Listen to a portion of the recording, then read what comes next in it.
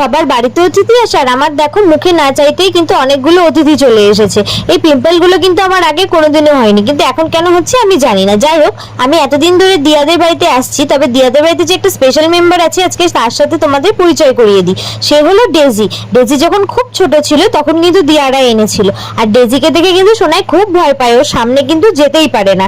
আর শুধু সোনাই না, সোনাইয়ের মামামও কিন্তু খুব ভয় পায়, মানে আমি জানি কিছু করে না তবুও কিন্তু খুব ভয় পায়। আর ওদের বাড়িতে এসে দেখো আমি বৃষ্টিতে আটকা পড়ে গেছি, বাড়িতে যেতে পারছিলাম না। তো যেই না বৃষ্টি কমেছে তো আমি আর দিয়াকে নিয়ে টানতে টানতে চলে গেলাম আমাদের বাড়ি।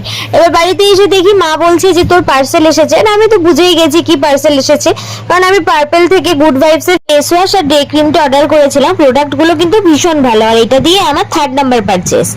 কিছুক্ষণ পর আমার মা চলে গেল বাড়িতে, আর আমি কিন্তু রাতে মামা বাড়িতে থাকি। আর তারপরে আমার আর দিয়া শুরু হয়ে গেল গসিপ। আমাদের কিসের যত গল্প থাকে ভগবানই জানে। তো দেখা হচ্ছে নেক্সট ভিডিওতে।